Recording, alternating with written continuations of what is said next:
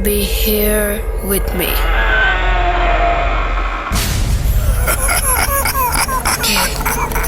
কে তুমি? Bhoot.com. The fear returns with Russell.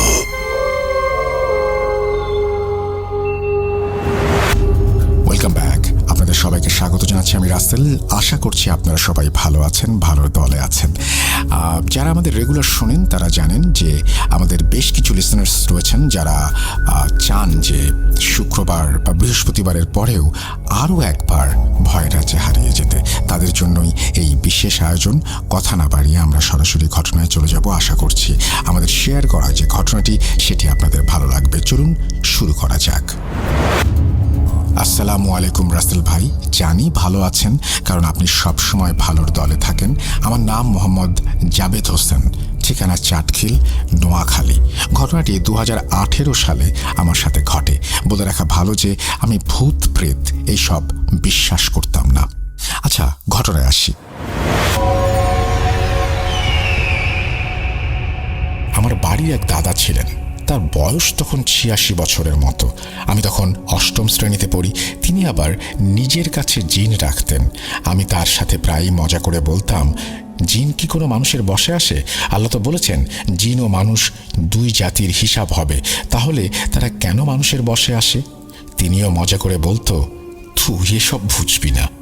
আমি তার কাছ থেকে কিছু শেখার জন্য তার সাথে প্রায় সময় থাকতাম। একদিন এক মহিলা তার ছেলেকে নিয়ে দাদার কাছে আসে এবং বলে তার ছেলে নাকি রাতে বটগাছের নিচ দিয়ে আসার সময় দেখেছে বটগাছের একটা ডালে সাদা কাপড় পরা একটা মেয়েকে ঝুলে থাকতে, এবং সে নাকি তার দিকে তাকিয়ে হেসেছে। আল্লাহর নাম নিয়ে এক দৌড়ে বাড়ি চলে এসেছিল ছেলেটি। উঠোনে এসেই অজ্ঞান হয়ে যায়। তারপর থেকে নাকি তার সাথে ঘটছে সব অদ্ভুত কাণ্ড। সে নাকি ঘুমের মাঝে হাঁটাচলা করে, আজব আজব চিৎকার করে। সকালে নাকি তার কিছু মনে থাকে না। দাদা এইসব শুনে বলেন, জাবেদ, তুই একে শক্ত করে ধরে রাখ। আমি তাকে ধরে বসে পড়লাম। দাদা তখন একটা নামাজের পাটি, এক গ্লাস পানি এবং জাইতুন তেল নিয়ে এলেন। তারপর আমাদের বললেন যে মনে মনে আল্লাহর নাম নিতে। তারপর তিনি মনে মনে কি যেন পড়তে লাগলেন। একটু পরে জিজ্ঞাসা করল যে কে তুই? জবাবে ছেলেটি মেয়েদের গলায় বলে, আমি প্রভা। দাদা বললেন যে এর শরীরে কি করছিস? তখন সে বলে, আমার এই ছেলেকে দেখে ভালো লেগেছে, আমি তার কাছে থাকা শুরু করেছি। দাদা বললেন, তুই একে ছেড়ে দে। তখন সে বলল, আমি যাব না। তখন দাদা তার সামনে থাকা গ্লাসে কিছু পানি নিয়ে তার গায়ে ছিটিয়ে দিলেন। তখন রাগী গলায় সেই মেয়েটি বলে উঠল, আমি যাব না। তারপর দাদা তেলটা পড়ে তার মাথায় দিল এবং মাথায় হাত দিয়ে কি যেন পড়ল। একটু পর মেয়েটি বলল, আমি যাচ্ছি, কিন্তু তোর বড় ধরনের ক্ষতি করব। দাদা বললেন, কি করবি দেখা যাবে পরে। তারপর দাদা তার কাছে থাকা জিনদের দিয়ে ছেলেটির বাড়ি বন্ধ করে দেয় এবং ছেলেটাকে একটা তাবিজ দিয়ে দেয় এবং বলে এটা সবসময় সাথে রাখতে। ঘটনাটা এখানে শেষ হলে ভালো হতো, কিন্তু এর কয়েকদিন পর দাদা আমাকে ডেকে বলেন যে, জাবেদ শোন, আমি হয়তো আর বেশি দিন বাঁচব না। আমার সকল আমল তোকে শিখিয়ে যাচ্ছি। আমি বললাম, কি বলেন? এই বাঁচা মরা সব তো আল্লাহর হাতে। আমার তো মনে হয় আপনি 100 বছরের বেশি বাঁচবেন। সমস্যা নেই, আমি পরে শিখে নিব। তিনি তখন বলেন, আমি আমার সকল জিনকে মুক্ত করে দিয়েছি। আমি বললাম, কেন? তিনি কোনো উত্তর দেন নাই। তারপর আবার বলেন, বটগাছের সব খারাপ জিন আমার উপরে ক্ষেপে গেছে, যে কোনো সময় ক্ষতি করতে পারে। আমি তোকে একটা তাবিজ দিচ্ছি এবং এটা নিজের কাছে রাখিস, আল্লাহর উপরে ভরসা রাখিস। আমি বললাম, আরে এগুলো তোমার কাছে কিছু না। তিনি বলেন, তুই এগুলো বুঝবি না। এর কিছুদিন পর আমি আমার নানার বাড়িতে আসি। হঠাৎ সন্ধ্যায় মোবাইলে কল আসে, দাদা নাকি মারা গেছেন। এটা শুনে তো আমার মাথায় আকাশ ভেঙে পড়ল। তারপর সাথে সাথে বাড়িতে চলে আসি। আমি গিয়ে দেখি দাদার ঘাড়টা মটকানো। তারপর আমার চাচাতো ভাইকে বললাম যে কি হয়েছে। সে আমাকে বলল, দুপুরের খাবার খাওয়ার পর দাদা নাকি একটু ঘুমাচ্ছিলেন। তারপর দাদিমা বাথরুমে যান, সেখান থেকে এসে নাকি দেখেন দাদার ঘাড়টা পিঠের দিকে মোড়ানো। দাদি এটা দেখে চিৎকার করে অজ্ঞান হয়ে যান, আর চিৎকার শুনে নাকি বাড়ির সবাই সেখানে আসে। তাকে জিজ্ঞেস করলাম, জানাজা কয়টায়? সে আমাকে বলল সকাল 10টায়। আমি তারপর ঘরে চলে গেলাম। বলে রাখা ভালো যে আমাদের উঠোনের পাশেই ঘর। ঘরে গিয়ে শুয়ে আছি, আমার দাদার সাথে কাটানো কথাগুলো মনে করছি, কান্না করছি। কখন জানি ঘুম চলে আসে, কোনো খবর নেই। এরপর স্বপ্নে দেখি যে একজন মহিলা আমাকে ডাকছে, আর আমি তার কাছে যাই। গিয়ে দেখি আমি বট গাছের নিচে, আর একটা কালো অবয়ব আমাকে টেনে বট গাছের ওপরে উঠাতে যাচ্ছে। সেখান থেকে পড়ে আমার মনে হলো আমার বুকের হাড়গুলো সব ভেঙে গেল, এবং আমাকে বলল, এরপর তুই মরবি। সাথে সাথে আমার ঘুম ভেঙে যায়। তারপর বুকে প্রচণ্ড কষ্ট অনুভব করি, পানি খাই, দাদার দেয়া তাবিজটা পরে বসে থাকি। ঘড়িতে দেখি সময় রাত 1:03 বাজে। আমি আর ঘুমোতে পারলাম না। একটু পরে শুনি বাইরে অনেক মানুষের কোলাহল। এই শুনে জানালা দিয়ে বাইরে তাকালাম, দেখলাম সাদা কাপড় পরা অনেকে দাদার লাশের পাশে কোরআন পড়ছে। আমি আমার জীবনে এই প্রথম এরকম অস্বাভাবিক একটি ঘটনা দেখছি। যারা কোরআন পড়ছিল তারা অনেক লম্বা এবং তাদের অনেক উজ্জ্বল লাগছিল আমার কাছে। এগুলো আমি আমার পরিবারের কাউকে বলিনি। পরের দিন দাদাকে দাফন করা হয়। আমি আবারও নানার বাড়িতে চলে আসি। এর কয়েকদিন পরে, যদি কোনো সমস্যা হয়নি, এর 10 দিন পরে আমি ফুটবল খেলতে যাই। বল হাতে পড়ে যেখানে তাবিজ বাঁধা ছিল সেটা আমার শরীর ভেদ করে ঢুকে পড়ে। ওই দিন তাবিজটা আমি খুলে রাখি। ওই দিন থেকে শুরু হয় আমার সাথে নতুন এক ঘটনা। তাবিজ রেখে ঘুমোতে যাই। ওই রাতে আমি আবারও স্বপ্নে দেখি সেই মহিলা আমার ঘরে ঢুকে আমাকে নিয়ে যাচ্ছে। এটা দেখে আমি তাকে থামানোর চেষ্টা করি, কিন্তু আমার শরীর আমি নড়াতে পারি না। মনে হয় কেউ আমাকে আটকে রেখেছে। পরে এসে চলে যাওয়ার পর আমার ঘুম ভাঙে। তখন আমার নাকে একটা বাজে গন্ধ আসে, কিছু একটা পোড়া গন্ধ। এরপর আমি দেখলাম যে আমার দাদার দেয়া তাবিজটা নেই। এটা দেখে আমি পুরো অবাক হয়ে যাই। আমি অনেক চিন্তিত হয়ে যাই। ওই দিন আমি একা ঘুমাই না, মামাতো ভাইয়ের সাথে ঘুমাই। এরপর আমি স্বপ্নে দেখতাম যা সব ভুলে যেতাম। আমি দিন দিন শুকিয়ে যাচ্ছিলাম। এরপর আমার পরিবার থেকে আমাকে ডাক্তারের কাছে নিয়ে যাওয়া হয়। তারা আমাকে অনেক ভালোভাবে পরীক্ষা করে বলেন কোনো সমস্যা নেই। এরপর তারা আমাকে কিছু ভিটামিন ওষুধ দেন। আমি সেই ওষুধগুলো খেতাম আর আরও শুকিয়ে যেতাম। এবার আমি তাদের খুলে বলি, শুনে আমার মা আমাকে এক হুজুরের কাছে নিয়ে যান। হুজুরের কাছে গিয়ে মা তাকে সব কিছু খুলে বলেন। এই শুনে হুজুর বলেন যে আমাকে মাফ করবেন, আমি পারবো না, কারণ তারা অনেক শক্তিশালী। এরপর তিনি তার ওস্তাদের কাছে যেতে বলেন। তার নামটা আমার মনে নেই। তার পরের দিন আমরা ওনার কাছে গেলাম। তার কাছে সব কিছু খুলে বলার পর তিনি তার কাজ শুরু করে দেন। এতে আমি সুস্থ হয়ে যাই। কিন্তু তার কিছুদিন পরে ওই হুজুরের ওস্তাদ ঠিক আমার দাদার মতোই মারা যায়। এরপর আর কিছু জানি না। ভালো লাগলে পড়ে শোনাবেন। হয়তো লেখায় অনেক কিছু বুঝিয়ে বলতে পারিনি, ক্ষমা সুন্দর দৃষ্টিতে দেখবেন। না, আপনি চমৎকারভাবেই বুঝিয়ে বলেছেন এবং ঘটনাটিও চমৎকার। যারা এতক্ষণ আমাদের শুনছিলেন তাদেরকে অসংখ্য ধন্যবাদ। আমি ঘটনার শুরুতে মনে করেছিলাম এটা খুব একটা সাধারণ ঘটনা, কিন্তু যত বেশি ঘটনার ভেতরে প্রবেশ করতে থাকলাম তত দেখলাম না, ঘটনার মধ্যে আরও অনেক কিছুই বিদ্যমান। আমরা আজকের মতো বিদায় নিব। কথা হবে আবারও আগামীতে। সেই পর্যন্ত সবাই ভালো থাকুন, সুস্থ থাকুন। মোস্ট ইম্পর্টেন্টলি ভূত.com এর সাথে থাকুন। আল্লাহ হাফেজ।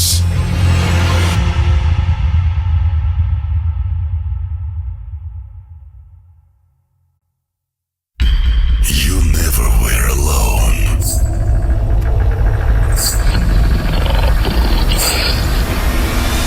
Juju আসছে। You are not alone. আমি শুধু তোমার সাথেই থাকতে চাই।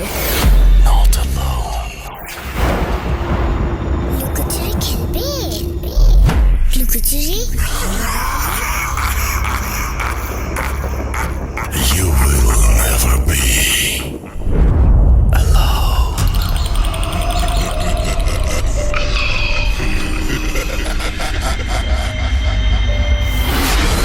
Voot.com. The fear returns with Russell.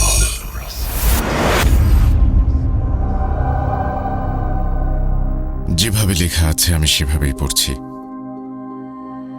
আসসালামু আলাইকুম রাসেল ভাই, আমি জুবায়ের মাহমুদ জিয়ন। আপনি সবসময় ভালোই থাকেন আমি জানি, কিন্তু আমি মোটেও ভালো নেই। 122 নম্বর এপিসোডে প্রচারিত ভূত FM শুনে বিড়ম্বনার লাস্টে আমি বলেছিলাম 6 বছর ধরে চলমান একটা স্টোরি আমি শেয়ার করব। আমার ধারণা এখানে ভূত FM না, ভূত.com হবে। সেই স্টোরি নিয়ে আবারও হাজির হলাম। চলুন শুরু করি ঘটনা। ঘটনায় যাবার আগে আমি কিছু ইনফরমেশন দিয়ে দেই, সবার মনোযোগ আকর্ষণ করছি। আমার নানু বাড়ি পাবনা জেলার ঈশ্বরদী থানার রূপপুর গ্রামে। বর্তমানে সবাই পারমাণবিক বিদ্যুৎ প্রকল্পের কারণে রূপপুরকে ভালোভাবেই চেনে। আমার আম্মুরা 6 বোন এবং 2 ভাই। নানু ভাই রেলওয়েতে জব করতেন, আর নানি ছিলেন অনেক ধার্মিক মানুষ। তিনি অনেক কঠোরভাবেই ছেলে মেয়েদের মানুষ করেছেন। মেয়েদের মধ্যে আম্মু 3 নাম্বার। একবার নানু বাড়িতে কাজের জন্য এলাকার এক রাজমিস্ত্রিকে ডাকা হয়। ছোটবেলা থেকেই আম্মুদের সবার পরিচিত ছিলেন তিনি। সবাই তাকে মান্নান ভাই বলে ডাকতেন। আমার মেজ খালা ছিলেন খালাদের ভেতরে সবচাইতে ভদ্র, এবং তিনি পড়ালেখাতেও ছিলেন তুখোর। এই মানুষটাই একদিন সেই রাজমিস্ত্রি মান্নানের সাথে বাড়ি থেকে পালিয়ে গেলেন। কেউ আসলে কোনোভাবেই বিষয়টা মেনে নিতে পারেননি। তখন নানু ভাই আমার মেজ খালাকে রীতিমতো ত্যায্যই করে দিয়েছিলেন। খালামণির প্রথম বাচ্চা হওয়ার পরে নানু তাকে মাফ করে দিয়েছিলেন। খালামণির একটা মেয়ে হয়, নাম রাখা হয় মিশু, এবং কিছুদিন পরে মান্নান খালুর একটা চাকরিও হয়ে যায় রেলওয়েতে। আমি মিশু আপুর থেকে 2.5 বছরের ছোট।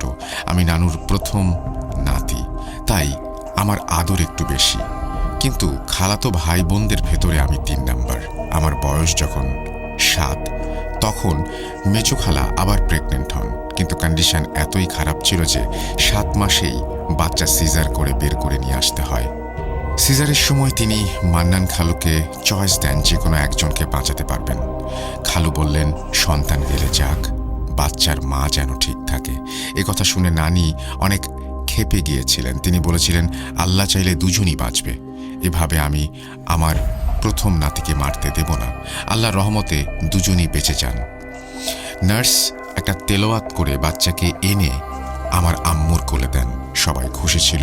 বাচ্চা অপুষ্টিতে জন্মানোর কারণে অনেক রোগা ছিল।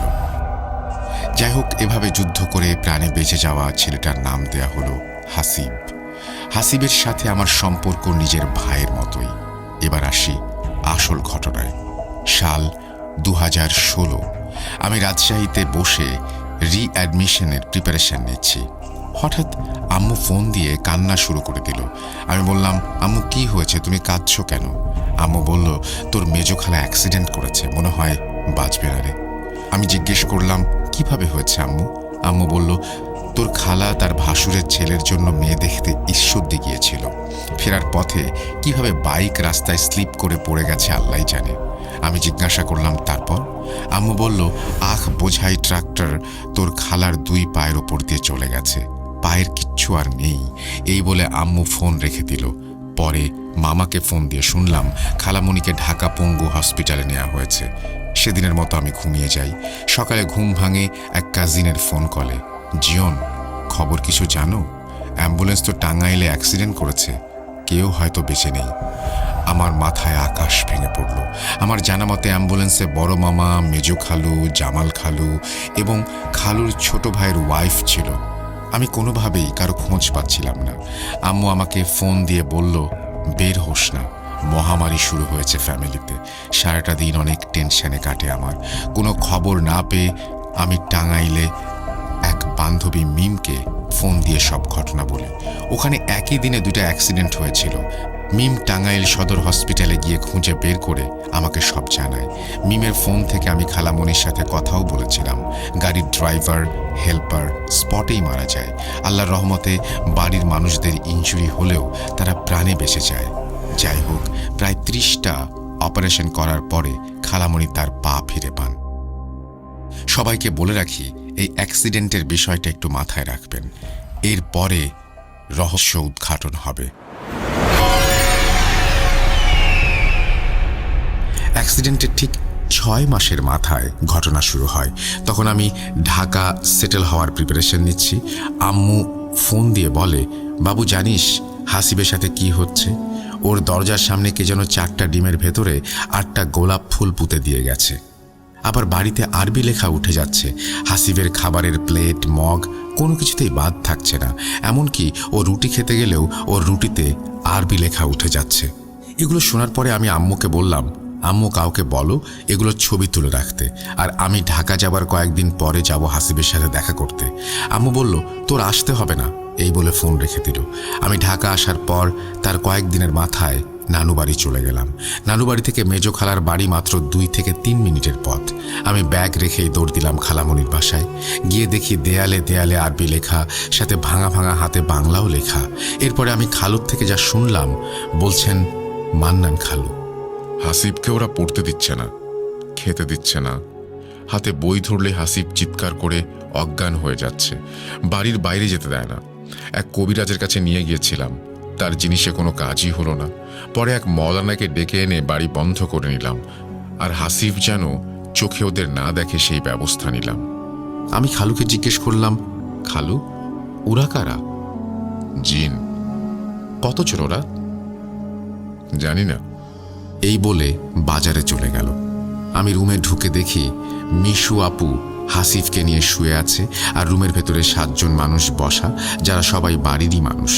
বাড়িতে ঢোকার পরে আমি একটা জিনিস খেয়াল করলাম যে রুমগুলোর ভেতরের পরিবেশ অনেক ভারী, কেমন যেন শরীরে শক্তি পাচ্ছি না। তাই আমিও হাসিবের পাশে শুয়ে পড়লাম। কিছুক্ষণ পরে দেখলাম হাসিবের শরীর কেমন যেন শক্ত হয়ে গেল, আর ওকে কে যেন চুল ধরে টেনে তুলে দিচ্ছে। এটা দেখে আমি আর মিশু আপু হাসিবের শরীরে হাত দিতেই হাসিব ও মাগো বলে অজ্ঞান হয়ে যায়। খালুকে ফোন দিতেই খালু আরেক কবিরাজ নিয়ে আসলেন। হাসিবের জ্ঞান ফিরল। কবিরাজ চলে যাবার সাথে সাথেই শুরু হলো আরেক অত্যাচার। হাসিবের বই, খাতা এবং জামা কাপড়ে আগুন ধরা শুরু হয়ে গেল। আমি আর জহির মামা অনেক দৌড়াদৌড়ি করে সেই আগুন কোনোভাবে নেভানোর পরে খালামণিকে বললাম, বাড়িতে এমন কিছু রেখো না যাতে আগুন ধরানো যায়। এসব বলে আমি নানু বাড়ি চলে আসলাম। পরের দিন সকালের ঘটনা, ছোট মামা গেছে হাসিবের খোঁজ নিতে। যাওয়ার পরে মামা দরজার বাইরে দাঁড়িয়ে অনেক ডাকাডাকি করে, কিন্তু কেউ দরজা খোলে না। একসময় মামা খেয়াল করেন যে মেইন গেটে তালা মারা, বাড়িতে কেউ নেই। তাহলে টিউবওয়েল থেকে পানি তুলছে কে? এত মানুষের কথাই বা শোনা যাচ্ছে কিভাবে? আমরা হাটে গেলে বা বাজারে গেলে যেমন অনেক মানুষের একটা শব্দ পাই, ঠিক সেই রকমের শব্দ। মামা দরজার বাইরে দাঁড়িয়ে খালামণিকে ফোন দেয়। খালামণি ফোনের ওপাশ থেকে বলেন, আমি তো হাসিফকে নিয়ে কুষ্টিয়া আসছি এক কবিরাজের কাছে, বাড়িতে কেউ নেই।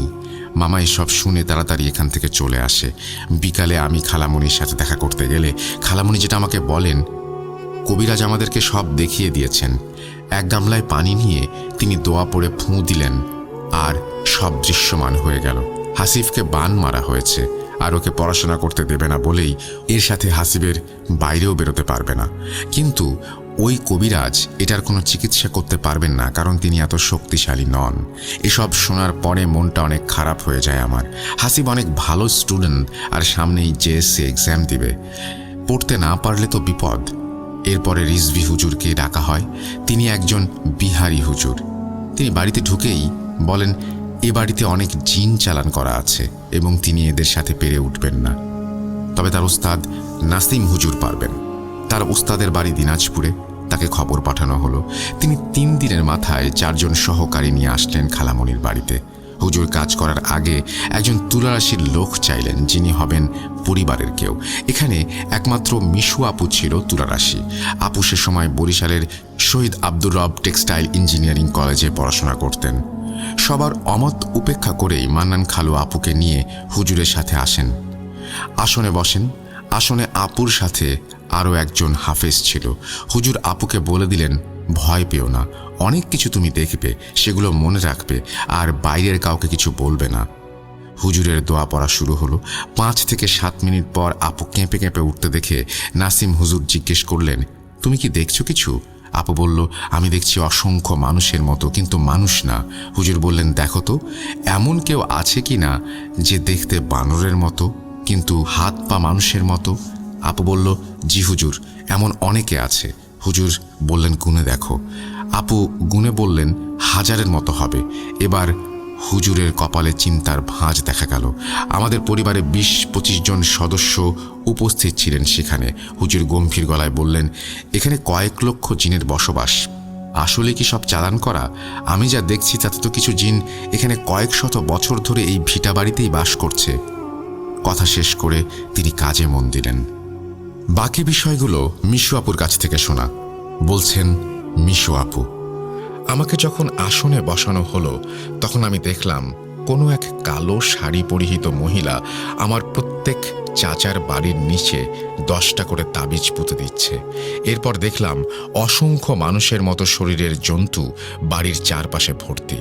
আমি দেখলাম হুজুর কি যেন একটা সুতা বের করলেন, সেটা আস্তে আস্তে শেকলে রূপ নিল এবং কয়েক হাজার জন্তুকে তিনি এই শেকল দিয়ে বেঁধে বোতলে ভরতে শুরু করলেন। আপুর কথা থামিয়ে দিয়ে আমি বললাম, আপু, আমরা শুধু বোতলটাই দেখেছি, আর কিছু দেখিনি। যাই হোক, এসব কাজ শেষ করে হুজুর একে একে খালুর প্রত্যেক ভাইয়ের বাড়ি গেলেন এবং একে একে প্রত্যেক বাড়ি থেকে 10টা করে তাবিজ তুললেন। তারপর তিনি আসলেন মান্নান খালুর বাড়িতে। বাড়ি থেকে সবাইকে বের করে দিয়ে তিনি সেখান থেকে 101টা তাবিজ তুলে পুড়িয়ে দেন। এরপর তিনি বাড়ি বন্ধ করেন, আর কিছু পানি তেল পড়ে দিলেও বলেন এগুলো যেন হাসিব ও মিশু আপুকে খাওয়ানো হয়। সেদিন রাত্রি যাপন করে হুজুর ট্রেনে করে দিনাজপুরের উদ্দেশ্যে রওনা দেন। এদিকে খালু তার সাইকেলে হাসিবকে নিয়ে রওনা দেন হাসিবের স্কুলের উদ্দেশ্যে। কিছুদূর যেতেই হাসিব সাইকেল থেকে পড়ে যায় এবং মাগো বাঁচাও বলে চিৎকার শুরু করে। দেখতে দেখতেই হাসিবের সাদা শার্ট লাল রক্তে ভিজে যায়। হাসিব অজ্ঞান হয়ে যায় মাটিতে। খালু তড়িঘড়ি করে হাসিবের শার্টটা খুলে দেখে সারা শরীরে চাকু দিয়ে কাটা। খালু ভালোভাবে খেয়াল করে দেখলেন চাকু দিয়ে কেটে কি যেন আরবিতে লেখা হয়েছে। হাসিবের শরীর থেকে রক্ত পড়া বন্ধ হচ্ছিল না। খালু হাসিবকে কোলে তুলে নিয়ে বাড়ির উদ্দেশ্যে রওনা দেন। এভাবে হাসিবকে দেখে মিশু আপু চিৎকার করে কান্না করতে করতে এসে হাসিবকে ধরে। হাসিবকে ধরার সাথে সাথেই মিশু আপু অজ্ঞান হয়ে যান। হাসিবকে খালু ঘাড়ে শুইয়ে আপুকে ঘরে নিয়ে যাওয়ার চেষ্টা করেন, কিন্তু কোনোভাবেই আপুকে ওঠানো যাচ্ছিল না। মনে হচ্ছিল আপুর ওজন 100 গুণ বেড়ে গেছে। 10 জন মানুষ ধরাধরি করেও অনেক কষ্টে আপুকে ঘরে নেওয়া হয়। অনেক সময় কেটে গেলেও মিশু আপু এবং হাসিব কারোরই জ্ঞান ফিরছিল না। খালু নাসিম হুজুরকে সবকিছু ফোন দিয়ে বললেন। নাসিম হুজুর বললেন, আমি ফিরে আসছি, আমাকে কিছুক্ষণ সময় দিন। কয়েক ঘন্টা পরে নাসিম হুজুর ফিরে আসলেন। এসেই প্রথমে তিনি 2 জনের জ্ঞান ফেরালেন। দেখতে দেখতে চোখের সামনেই হাসিবের গায়ের লেখাগুলো ভ্যানিশ হয়ে যায়। আমি প্রমাণস্বরূপ সবকিছুর ছবি ও ভিডিও কালেক্ট করে রেখেছি যেন ভূত FM বা ভূত.com-এ শেয়ার করতে পারি। যাই হোক, এরপর হুজুর খালুকে বললেন, শয়তানটা এবার আপন মেয়ের ওপরেও জিন চালান করে রেখেছে, ওকে আপনি বরিশাল পাঠিয়ে দিন, আর আমি মিশুকে প্রোটেকশন দেওয়ার জন্য 2 জন জিন দিয়ে দিচ্ছি, মিশু যেন ভয় না পায়। পরের দিন আপুকে বরিশাল পাঠিয়ে দেওয়া হয়। এদিকে হুজুর এবার যুদ্ধ ঘোষণা করে দিলেন জিনদের বিরুদ্ধে। তিনি হুঙ্কার দিয়েই বললেন, তোরা যাবি নয়তো মরবি। এই বলে তিনি কাজ শুরু করেন। আমরা শুধু তীব্র পোড়া গন্ধ পাচ্ছিলাম আর পোড়া শব্দ পাচ্ছিলাম। এভাবে চলছে ঘন্টার পর ঘন্টা। হুজুর তার কাজ করেই চলেছেন। এক সময় আমার নানু ভাই বলে উঠলেন, হুজুর, আপনার শরীর তো ভালো মনে হচ্ছে না, একটু রেস্ট নেন। হুজুর কোনো উত্তর দিলেন না। একটু পরে হুজুরের চোখ উল্টে তিনি মাটিতে পড়ে গেলেন। আমরা ধরাধরি করে তাকে বসিয়ে পানি খাওয়ালাম। তার নাক দিয়ে রক্ত আসতে শুরু করলো। আমরা একটু ভয় পেয়ে গেলাম। সবাই বলেন, হুজুর অনেক করেছেন, এখন একটু রেস্ট নিন। এই বলে তারা তাকে একটা ফাঁকা রুমে থাকতে দেন। কিছুক্ষণ পরে আর হুজুরকে পাওয়া যায় না। পরের দিন হুজুরের ফোন আসে খালুর ফোনে। হুজুর বলেন তার জিনেরা তাকে বাঁচিয়ে নিয়ে গেছে এবং তিনি বলেন, আপনার ছেলের চিকিৎসার জন্য নেয়া অর্থ আমি রেখে এসেছি, আমি পারলাম না, মাফ করে দিয়েন। কয়েক মাস পরে নাসিম হুজুর অস্বাভাবিকভাবে মারা যান। এদিকে হাসিবের ওপরে চলতে থাকে জিনদের অত্যাচার। খালামণি বাড়িতে সবসময় দেখতেন ছায়ামূর্তিরা ঘুরে বেড়াচ্ছে। এগুলোর ভয় লাগতো না তার। ছেলে শেষ হয়ে যাচ্ছে দিনে দিনে, কোনো মার ভয় ডর থাকে না এ সময়। হাসিবের শরীরে যে টাইপের লেখা উঠত তা এরকম, কোরআন যদি বুকের ওপরে রাখা হয় তাহলে যেরকম একটা ছবি, এরকম টাইপের মাঝে মাঝে ছবি ভেসে উঠত। যদি কোনো হিন্দু তান্ত্রিকের চিকিৎসা করতে আসতো তাহলে ছবি অনেক সময় অন্যরকম হয়ে যেত। দেশের মধ্যে সাঁওতাল উপজাতির কালো জাদুর দক্ষতা অনেক, তাই আমরা সাঁওতালদেরকেও নিয়ে যাই বাড়িতে। তারা তখন হাসিবের বুকে একটা ক্রস দেখতে পায়। এভাবেই কোনো কাজ হচ্ছিল না। খালু বললেন, সবই তো চেষ্টা করলাম, এবার একজন খ্রিশ্চিয়ান কবিরাজকে ডাকি। তিনিও আসলেন, তার কেরামতি দেখালেন। এবার হাসিবের সারা শরীরে অনেক লেখা উঠল। আমি যেহেতু তাবিজের বই পড়েছিলাম তাই আমি কিছু জিনিস বুঝলাম যে এগুলো নর্মাল লেখা না, এগুলো প্রাচীন মিশরীয় কুফরি কালামের নকশা। কবিরাজ হার মেনে নিলেন। এভাবে 6 মাস কেটে গেল। হাসিবের অবস্থার অবনতি শুরু হলো। একদিন খালু এক কবিরাজের সন্ধান পান। ভেড়া মারা তার বাড়ি। তাকে নিয়ে আসার পরে তিনি বলেন, আপনাদের বাড়ির পেছনের বাগানে কাফনের কাপড় পোতা আছে। এটা এক জায়গা থেকে আরেক জায়গায় মুভ করে। এটা যদি আমি তুলি তাহলে আপনার ছেলে হয়তো সুস্থ হবে, কিন্তু আমি মারা যাব। এই বলে কবিরাজ চলে গেলেন। এদিকে দেয়ালে জিনেরা লিখে দিয়ে গেল, কাকে আনবি নিয়ে আয়, আমরা দলে দলে আসব, কোনোভাবেই আমাদেরকে হারাতে পারবি না। 14 এপ্রিল 2017 খালু ঢাকার এক মওলানার সন্ধানে আসেন হাসিবকে নিয়ে।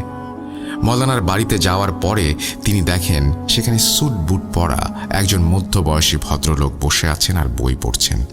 খালু সালাম দিলে তিনি সালামের উত্তর নিয়ে নিজের পরিচয় বলেন তিনি একজন স্বনামধন্য ইউনিভার্সিটির টিচার।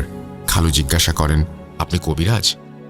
ভদ্রলোক উত্তর দেন, আল্লাহ কখন কাকে কি বানিয়ে দেয় কেউ কি বলতে পারে? এরপর তিনি খালুকে রীতিমতো তুই তুকারি করে বলেন, তুই যে বাড়ি করেছিলি তুই জানিস না তোর নানার কবর আছে ওখানে?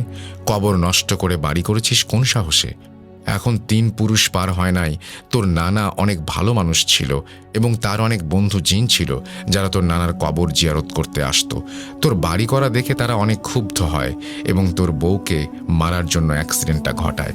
তোর বউ বেঁচে গিয়েছিল বলে টাঙ্গাইলে আবারও অ্যাম্বুলেন্স অ্যাক্সিডেন্ট করে। ভাগ্য এবারও ভালো যে তোরা কেউ মরিসনি। খালুর চোখ কপালে উঠে যায় তার কথা শুনে। এরপর তিনি খালুকে বলেন, শোন মান্নান, তুই যে তাবিজ করে মেয়ে ভাগিয়ে বিয়ে করেছিস এটাও কিন্তু আমি জানি। এখনো সময় আছে, ভালো হয়ে যা, নয়তো তোর ছেলে মরবে। খালু তার কাছে আকুতি করে জিজ্ঞেস করেন, ভাই এখন আমি কি করব? ভদ্রলোক বলেন, বাড়ি ভাঙবি, ভেঙে কবর সাজিয়ে দিবি। কবর খালু তার কথা মতো ভেঙে ফেলার চিন্তা করেন, কিন্তু হাসিফকে যে কালো জাদু করা হয়েছে এটাও তো প্রমাণিত। সবাই কনফিউজড হয়ে যান। লজিক্যালি 2 দিক থেকেই ঠিক, কিন্তু দুদিকের কানেকশন কোনোভাবেই পাওয়া যাচ্ছিল না। আমি এসব নিয়ে ঘাটাঘাটি আগে থেকেই করতাম। আমি অনেক চিন্তা করেও কোনো সুরাহা করতে পারলাম না। ইতোমধ্যে সেই ভেড়ামারা থেকে যে কবিরাজ এসেছিল, সে বাগানের নিচে কাফনের কাপড় আছে যেটা তুলতে পারলে হয়তো হাসিব সুস্থ হবে। সেই কবিরাজ বাড়িতে এসে খালুকে বললেন, আমি কাজ শিখে এসেছি, এবার আমি কাজ করব। তিনি কি যেন পরে ফু দেন মাটিতে, আর চোখের সামনেই কাফনের কাপড়ের একটা পুটলি উঠে আসে। পুটলি খোলার পরে ওর ভেতর থেকে একটা মাটির পুতুল, 25টা সূচ, কয়েকটা রঙের সুতো, 1000 খানেক তাবিজ এবং কিছু কাগজ। আমি সব কিছুর ফটো আর ভিডিও নিয়ে ব্যস্ত ছিলাম। কবিরাজ কাজ করে চলে গেলেন, তাও হাসিব সুস্থ হলো না। খালু এবার চিন্তা করলেন তিনি বাড়ি ভেঙে ফেলবেন এবং বাগানের জায়গায় নতুন করে বাড়ি করবেন। যা ভাবা সেই কাজ। বাড়ি ভাঙলেন খালু। তারপরও হাসিব অসুস্থ। কিভাবে কি করবেন তিনি বুঝতে পারছিলেন না। একদিন এক প্রবীণ হুজুর হাসিফকে দেখতে আসেন। তিনি খালামণিকে কিছু আমল শিখিয়ে দিয়ে যান এবং বলেন এগুলো হাসিব যেন নিয়মিত করে। এভাবেই চলতে থাকে হাসিবের দিন। একদিন হাসিব অজ্ঞান হয়েছিল, খালামণি পাশে বসে কোরআন পড়ছিল। হঠাৎ কেউ একজন অনেক ভারী একটা গলায় খালামণিকে সালাম দেন। বাড়িতে কেউ নেই তখন। খালামণি সালামের উত্তর নিয়ে বললেন, কে? উত্তরে সেই ভারী গলাটি বলল, আমার নাম বলা যাবে না, কিন্তু আমি একজন জিন। আমি হাফেজ। তোর ছেলেকে দেখে আমার অনেক কষ্ট হয়। তোরা ভালো না হলেও তোর ছেলে অনেক ভালো। কথা দিচ্ছি আমি তোর ছেলেকে বাঁচাবো। আমি চিঠি লিখে তোকে যা করতে বলবো তুই তাই করবি। এই বলে চুপ হয়ে যায়। একটু পর হাসিবের জ্ঞান ফিরে আসে। সব আস্তে আস্তে স্বাভাবিক হতে থাকে। আর চিঠিতে খালামণিকে বলে যায়, আমরা রইলাম, হাসিবের ক্ষতি করব না, কিন্তু হাসিবের মতের বিরুদ্ধে যেন কিছু করা না হয়। সাল 2018। আমি ঢাকায়। ফোনে সকল প্রমাণ নিয়ে আমি ভূত এফএমে ঘটনা পাঠানোর প্রস্তুতি নিচ্ছিলাম। একদিন ভার্সিটি যাবার সময় আমার ফোনটা হারিয়ে যায়। খুব মন খারাপ ছিল। মিশু আপুকে ফোন দিয়ে বললাম, আপু তোর কাছে সব ছবি আর ভিডিও আছে, আমাকে একটু মেইল করবি? আপু বলল, ভাই সব কিছু নষ্ট হয়ে গেছে, মেমোরি কার্ডটা কাজ করছে না। আমাদের যার যার কাছে প্রমাণ ছিল সব প্রমাণ একদিনেই নষ্ট হয়ে যায়। গুগল ড্রাইভেও আমি কিছু খুঁজে পাচ্ছিলাম না, সব কিছু ভ্যানিশ। সেবারের মতো আর মেইল করতে পারলাম না। আমি ভাবছিলাম হয়তো এখানেই শেষ, কিন্তু শেষ হলো না। আমি যখন ইমেইল লিখছিলাম তখন বাসায় কেউ ছিল না। বাইরে বৃষ্টি হচ্ছিল। বারান্দায় বসে আমি ইমেল লেখার সময় লক্ষ্য করলাম কিছু একটা আছে আমার পাশে। রুমের ভেতরে তাকাতেই একটু ভয় পেয়ে গেলাম। একটা ছায়ার মতন বাম পাশ থেকে ডান পাশে সরে গেল। বাসায় আমি ব্যতীত আর কেউ নেই তা আমার মনে হচ্ছিল। অজানা এক ভয় আমাকে পেয়ে বসে। সময়টা দুপুর 2:30। এরপর আমি 1 মাস পার হয়ে গেলেও ইমেল যতবার লেখা শুরু করি ঠিক ততবারই ওই ছায়া আমাকে আমার আশেপাশে থাকে। আমি ঘুরতে দেখি। কেমন যেন অনীহা চলে আসে লেখার ওপর। একবার ভেবেছি ভয়েস রেকর্ড করে পাঠাই, কিন্তু রাসেল ভাইয়ের কণ্ঠে স্টোরি শোনার একটা আলাদা তৃপ্তি। লেখার সময় আমি অনেক স্কিপ করেছিলাম ইচ্ছা করেই। ভেবেছিলাম স্টোরিকে 2টি ইমেইলে ভাগ করব, কিন্তু এখনকার পরিস্থিতি দেখে মনে হচ্ছে কিছু একটা ইমেল লিখে পাঠাতে পারলে ভালো হতো। আবারও শুরু করছি। একবার এক কবিরাজ এলেন বাড়িতে। এসে বললেন আমি কাজ করতে পারবো, কিন্তু হাসিফকে নদী পার করে যত দূরে পারবেন নিয়ে চলে যাবেন। খালামণি আর খালু 7-5 না ভেবেই হাসিফকে নিয়ে নীলফামারী হাসিবের এক চাচার বাসায় গেলেন এবং হাসিবের সাথে খালামণিকে রেখে আসলেন। নীলফামারী 7 দিন থাকার পর কবিরাজ বললেন ওখান থেকে হাসিবকে অন্য কোথাও নিয়ে যেতে। হাসিবের খোঁজ নাকি জিনেরা পেয়ে গেছে। সে সময় আব্বুর পোস্টিং ছিল নওগাঁ জেলার বাদলগাছিতে। হাসিবকে নিয়ে খালামণি আর খালু এবার আসলেন বাদলগাছি।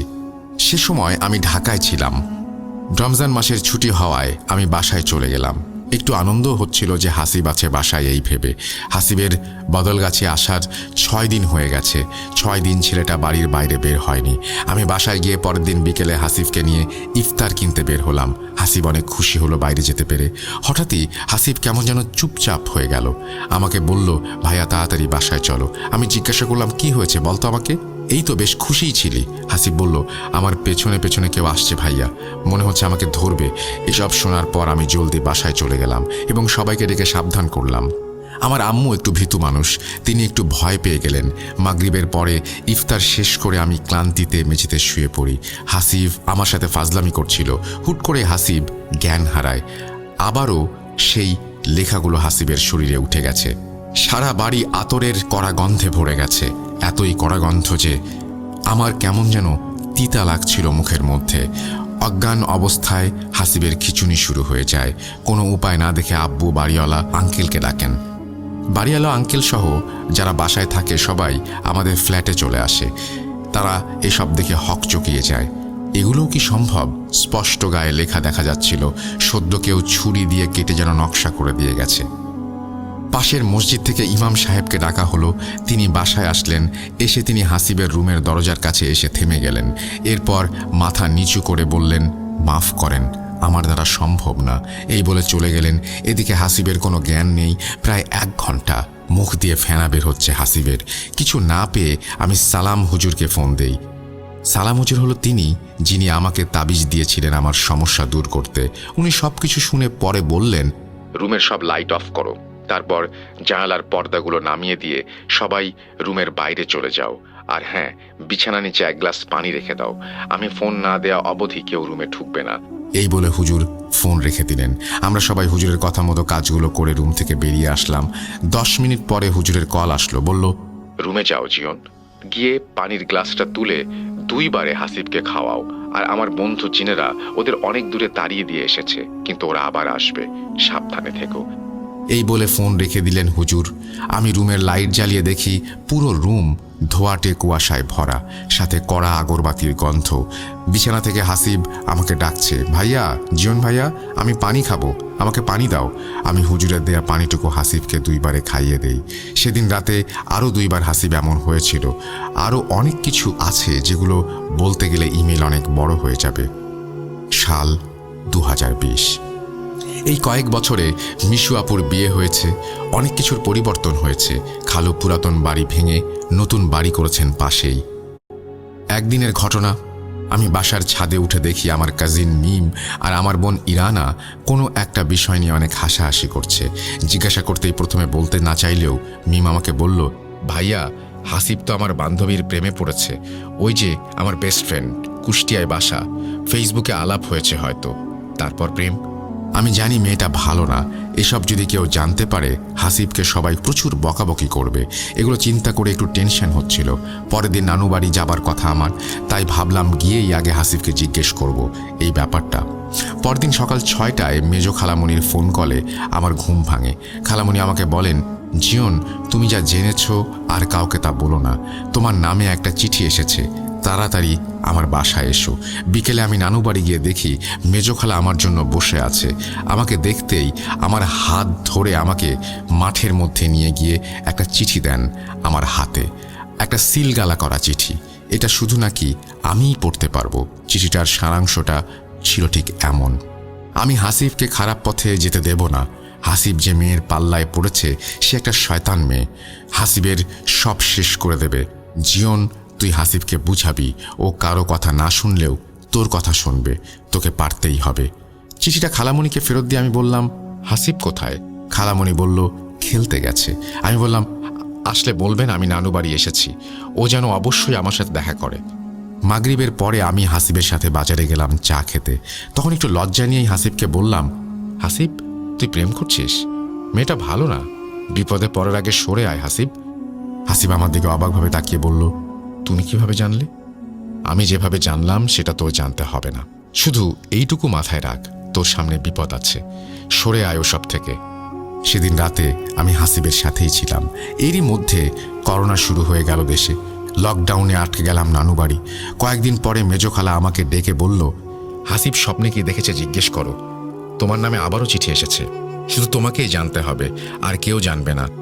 আমি হাসিবকে নিয়ে মাঠের মধ্যে দাঁড়িয়ে বললাম, হাসিব, তোর স্বপ্নের কথা আমাকে বল, আমাকে জানতে হবে। বলছে হাসিব। আমি ঘুমানোর একটু পরেই রুমের পরিবেশটা অনেক ঠান্ডা হয়ে যায়। আমি অনুভব করছিলাম।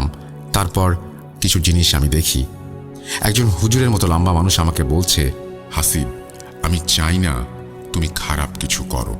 তোমাকে আমি আলেম বানাতে চাই, তোমাকে দিয়ে খারাপ কাজ করাতে চাই জিনেরা। একবার ওদের ফাঁদে পা দিলে আবারও অনেক কষ্ট সহ্য করতে হবে তোমায়।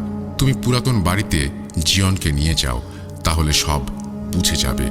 হাসিবের কথা শুনে আমি একটু চিন্তায় পড়ে যাই। এইভাবে আমি জড়িয়ে যাব ভাবিনি কখনো। আমি আর হাসিব ওদের পুরাতন বাড়িতে গেলাম।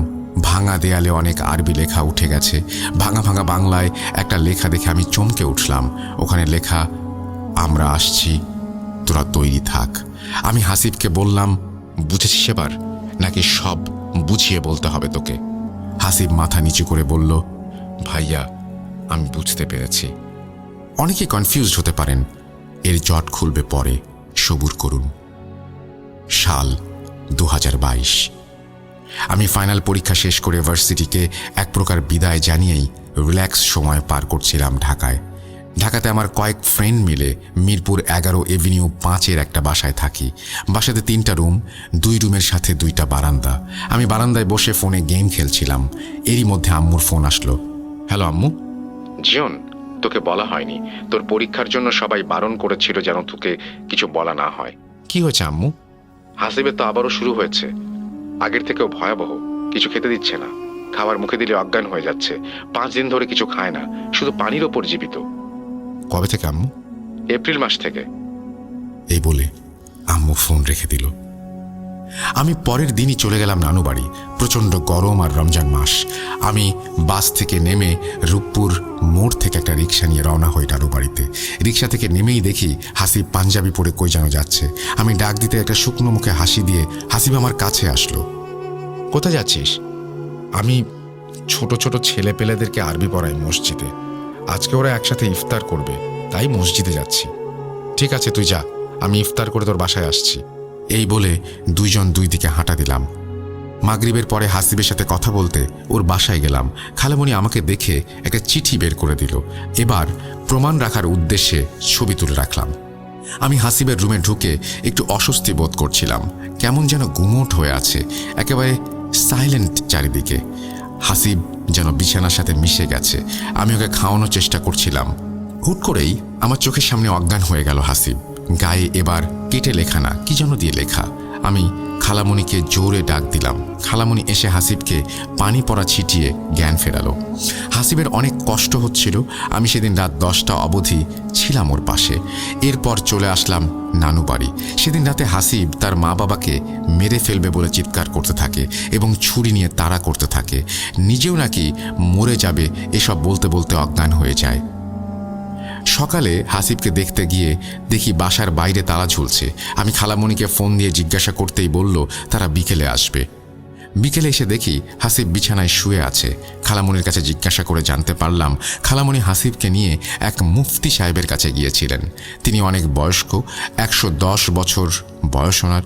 উনি হাসিবকে দোয়া পড়ে ফু দিয়ে অনেক খাবার খাইয়ে দিয়েছেন আর বলেছেন এই কাজটা আমি যদি না পারি কেউ পারবে না। এই বলে তিনি তার ফোন নাম্বার খালামণিকে দিয়েছেন, বলেন পরে যোগাযোগ করতে।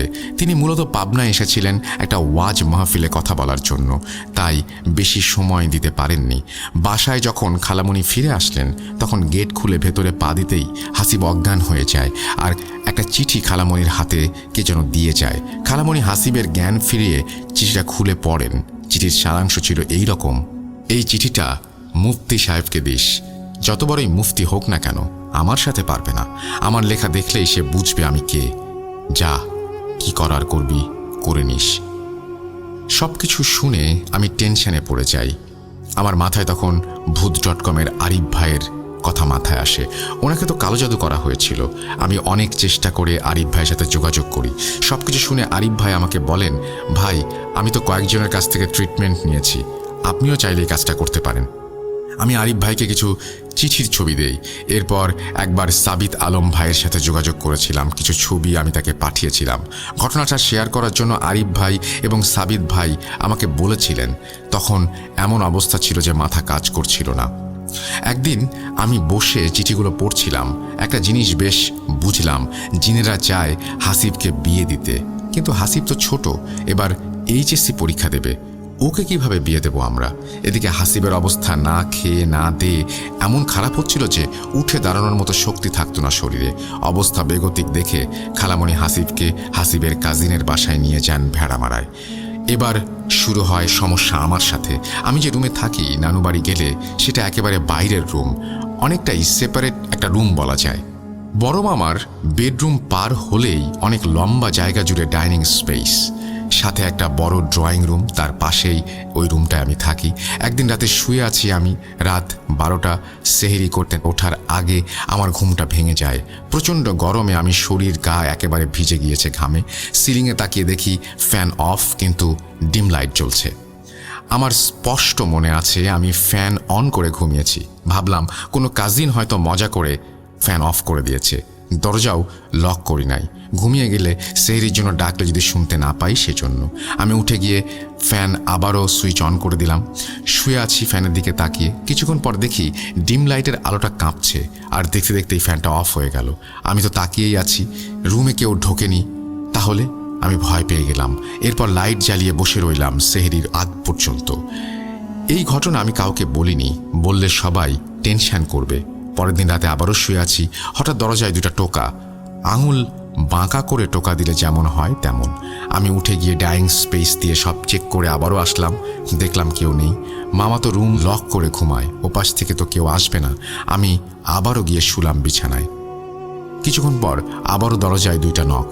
এরপর মনে হলো 2-3 জন একসাথে নক করছে। আমি অনেক ভয় পেয়ে যাই। এবার আমি আম্মুকে ফোন দিই এবং এই রুমে আসতে বলি। আম্মু এসে জিজ্ঞাসা করলে আমি বলি কিছু হয় নাই। আম্মু আমাকে আর এই রুমে থাকতে দিল না, আমাকে সাথে করে নিয়ে চলে গেল অন্য রুমে। আম্মু আর আমি এক বিছানাতেই থাকলাম সে রাতে। পরের দিন আম্মুকে বললাম যে আমার সাথে কি হয়েছে। আম্মু আমাকে বললেন হাসিবের বিষয় নিয়ে কম ঘাটাঘাটি করতে। আরেক দিনের ঘটনা বলি। প্রচণ্ড গরমে লোডশেডিং হচ্ছে। আমার ফ্রেন্ড সাইমা আমাকে ফোন দিয়ে হাসিবের অবস্থা জানতে চাচ্ছিল। আমি কথা বলতে বলতে বাসার ছাদে চলে গেছি। কথা বলতে বলতে একসময় আমি খেয়াল করি ছাদের একদম কোনায় কিছু একটা দাঁড়ানো। আমি ডাক দিলাম, কে ওখানে? উত্তর আসলো, ভাইয়া আমি কে, সামনে আয় তো। কাছে আসতে আমি তার চেহারা দেখে অজ্ঞান হয়ে যাওয়ার মতো অবস্থা। এ তো হাসিব, চাঁদের আলোয় স্পষ্ট দেখা যাচ্ছে, কিন্তু হাসিব তো ভেড়া মারায়, ও এখানে আসবে কিভাবে? আমি কিছু না ভেবে পেছন ফিরে ছাদ থেকে নেমে চলে আসি। ছাদের দরজা লক করে সিঁড়িতে বসে পড়ি আর ভাবতে থাকি আমার সাথে কি শুরু হলো। এমন আরও অনেক ঘটনা ফ্যামিলির অনেকের সাথে ঘটতে থাকে। এর ঠিক 2 দিন পরে হাসিবকে বাসায় নিয়ে আসা হয়। কয়েকদিনে হাসিব একটু সুস্থ হয়েছে। দিনটা ছিল শুক্রবার রাত। হঠাৎ খালু আর খালামণি হাসিবকে নিয়ে নানু বাড়ি আসলো। আমি জিজ্ঞাসা করলাম কি হয়েছে। হাসিব বলল কোনো একজন কবিরাজের সন্ধান পেয়েছেন তারা, টঙ্গীতে নিয়ে যাবে। কিন্তু হাসিব আমাকে সঙ্গে নিয়ে যেতে চায়। রমজান মাস, আমার শরীরও খুব একটা ভালো যাচ্ছিল না। তারপরেও হাসিবের কথা চিন্তা করে আমি রাজি হয়ে গেলাম। আমরা অনেক আগেই ঈশ্বরদী স্টেশন থেকে রাতের ট্রেন ধরে রওনা দেই। ট্রেন লেট থাকায় প্ল্যাটফর্মে 2 ভাই ঘোরাঘুরি করছিলাম। 12টা বাজতেই ভূত.com শুরু হলো। আমি আর হাসিব ভূত.com শুনছিলাম। রাত 1:45 ট্রেন আসলো। যথারীতি ট্রেনে উঠে বসলাম, কিন্তু ঘুম সে রাতে আর হলো না। সকাল 7:30 ট্রেন টঙ্গী স্টেশনে পৌঁছায়। ওখান থেকে আমরা শহরের ভেতরে যাবার জন্য রওনা হলাম। 8টার দিকে একটা জায়গায় আমরা নামলাম, কোন একটা মার্কেট। তখনও দোকানপাট খোলেনি ঠিক মতো। এরই মধ্যে একজন যুবক আসলেন এবং খালুকে ইশারা করে তার পেছন পেছন যেতে বললেন। প্রথমে ভেবেছিলাম ইনি হয়তো কবিরাজ। কয়েক মিনিট হাঁটার পর আমরা অবশেষে তার বাড়ি পৌঁছালাম। যুবক বললেন বসুন আপনারা, মুফতি সাহেব রোগী দেখছেন, আমি ওনার ড্রাইভার, এই বলে চলে গেলেন। কিছুক্ষণ পর সেই যুবক এসে বললেন চলুন, হুজুর ডাকছেন আপনাদের। হুজুরের রুমে ঢুকতেই দেখলাম একজন মধ্যবয়স্ক মানুষ, পরনে তার জব্বা, বাবরি চুল, মাথায় একটা টুপি। তার চেহারাটা আমার পরিচিত, খুবই পরিচিত, কোথায় যেন দেখেছি। আমি তখন আরও ভালোভাবে লক্ষ্য করলাম কিছুক্ষণ। তার ভয়েস শোনার পর আমি তাকে প্রশ্ন করলাম, হুজুর আপনি মীর মুফতি মোজাম্মেল হোসেন সাইফি না? তিনি একটু মৃদু হেসে বললেন হ্যাঁ। আমি তখন একটু খুশি হয়ে বললাম, হুজুর আপনার জিন সম্পর্কিত বয়ানগুলো আমি শুনেছি ইউটিউবে। যাই হোক, কথাবার্তা শেষ করে হুজুর খালুর দিকে তাকিয়ে একটু বিরক্ত হলেন এবং রাগান্বিত কণ্ঠে বললেন, আপনার তো ঈমান ঠিক নেই, আপনি কি করে শরীক হবেন? মান্নান খালু তখন হুজুরের সাথে তর্কে জড়িয়ে পড়লেন।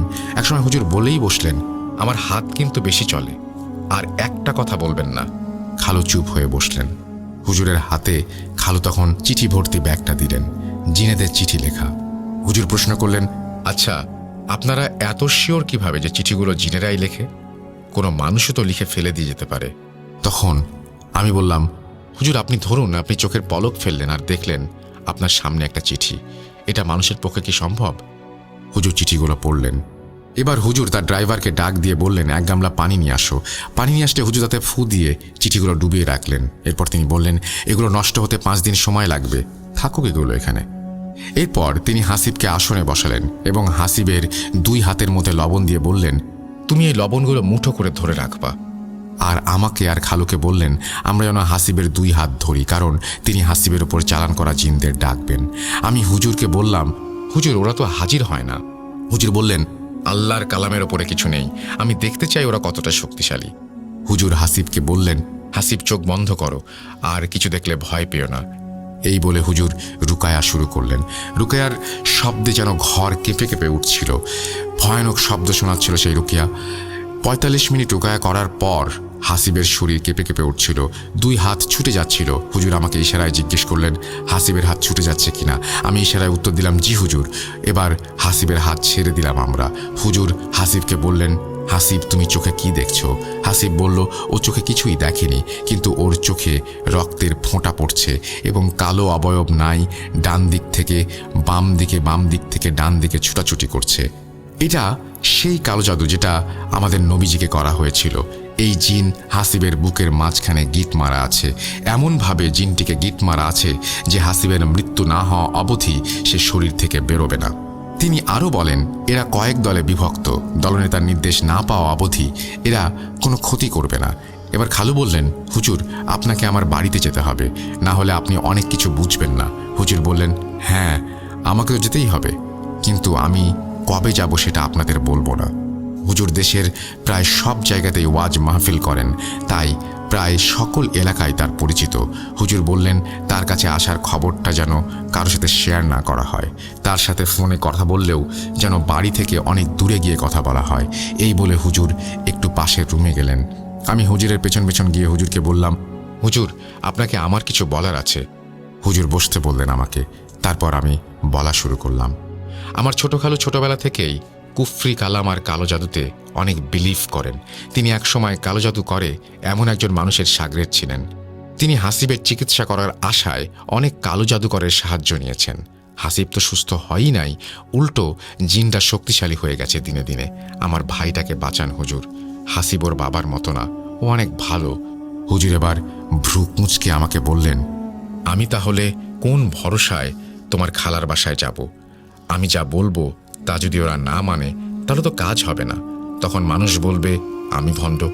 আমার একটা সম্মান আছে এই সমাজে। হুজুর, আপনি খালামণির বাসায় যাওয়া অবধি আমি থাকব, ভরসা দিচ্ছি, তাও আপনি না করবেন না। এরপর হুজুরকে হাদিয়া দিয়ে আমরা বিদায় নিয়ে আসলাম সেখান থেকে। এর মধ্যে কিছু চিঠি খালামণির হাতে আসে। সারাংশ এই ছিল, আমরা হার মানব না কিছুতেই। বুধবার সকালে হুজুর আসলেন, সঙ্গে করে 2জন ছাত্র নিয়ে আসছেন তিনি। হুজুর আগেই বলে রেখেছিলেন যেন 40 দিনের পানি খাবারের ব্যবস্থা করে রাখি। ওই পানি হুজুর 1000 আয়াত পড়ে ফু দিয়ে যাবেন এবং ওই পানি হাসিবের সব কাজে ব্যবহার করতে হবে। অন্য কোনো পানি ধরা নিষেধ। বাসায় ঢুকে হুজুর বললেন, মহিলা মানুষদের আপাতত বাড়ির বাইরে যেতে বলুন। আমি থাকা অবস্থায় কোনো মহিলা যেন না ঢোকে বাড়িতে। শুধুমাত্র আমাকে আর খালুকে থাকতে বললেন হাসিবের সাথে। সবাই চলে গেল। আমাদের বললেন আমার সাথে দোয়া পড়েন সবাই। তিনি জোরে জোরে দোয়া পড়ছিলেন এবং তার বাংলা অর্থও বলে দিচ্ছিলেন। আমরা তাকে অনুসরণ করছিলাম। তিনি ঘুরে ঘুরে বাড়ির সকল দরজায় দোয়া পড়ে ফু দিলেন। দোয়া পড়তে পড়তে খেয়াল করলেন ওয়ার্ড্রপের গায়ে আরবি লেখা উঠে গেছে।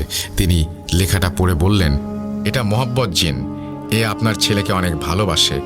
এরপর হুজুর হাসিবকে একটা রুমে বসালেন এবং খালুকে জিজ্ঞেস করলেন, আপনার বাড়িতে তো জিনের বসবাস কিভাবে?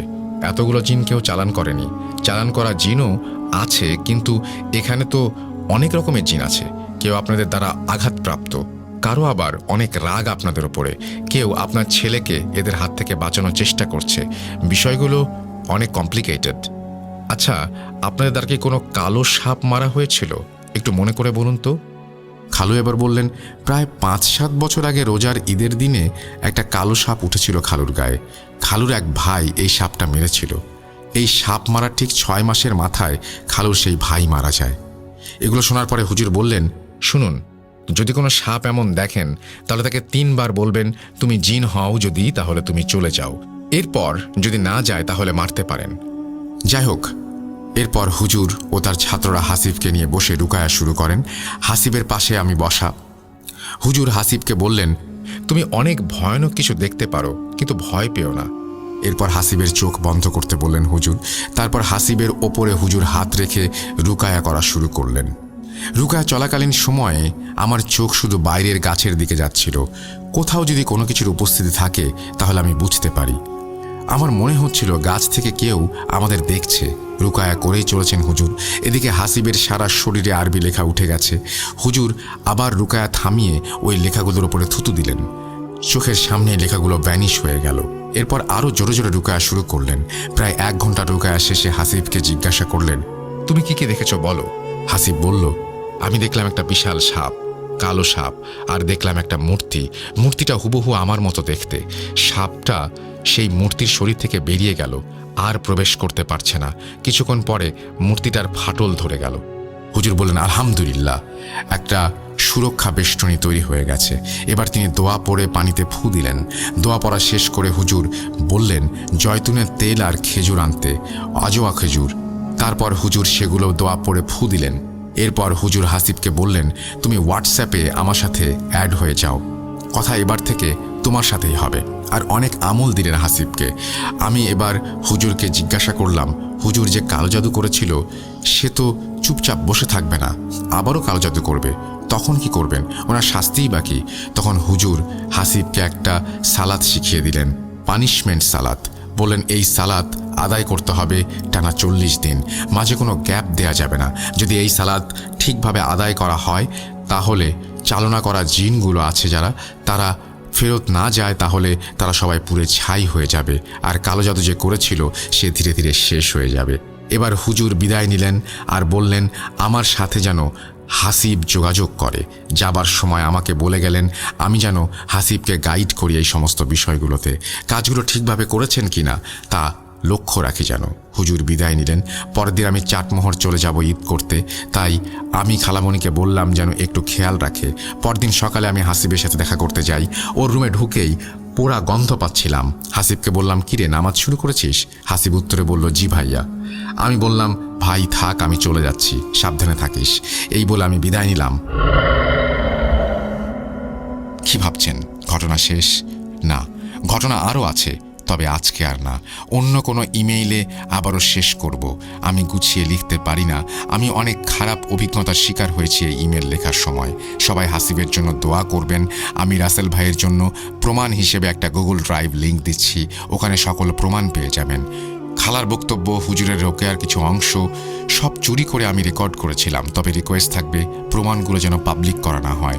আমাকে যদি স্টুডিওতে ইনভাইট করা হয় তাহলে আমি অবশ্যই স্টুডিওতে গিয়ে ঘটনা শেয়ার করতে পারবো। আর যদি রাসেল ভাইয়ের সাথে দেখা করার ইচ্ছা আমার অনেক দিনের, লেখার মাঝে কোনো ভুল ত্রুটি হলে ক্ষমা সুন্দর দৃষ্টিতে দেখবেন। সকলে ভালো থাকবেন। আল্লাহ হাফেজ। Zubayer Mahmud Zion, Mirpur 11 avenue 5। Phone number share করেছেন, তারপরে তিনি তার ফেসবুক শেয়ার করেছেন, Facebook ID. Thank you so much. আমরা আপনার সাথে যোগাযোগও করবো, গুগল ড্রাইভের লিঙ্কও আপনি দিয়েছেন দেখতে পাচ্ছি। And thank you. আমরা অপেক্ষায় থাকলাম আপনার ঘটনার বাকি অংশ শোনার জন্য। দ্রুত পাঠিয়ে দেবেন। আমাদের ইমেল অ্যাড্রেস russell.booth.com@gmail.com। অন্যরাও যারা ঘটনা পাঠাতে চান তারাও পাঠাবেন। আশা করছি আপনাদের এই ঘটনাটি ভালো লেগেছে। অসাধারণ একটি ঘটনা। আমরা চলে যাব আমাদের পরবর্তী ঘটনায়।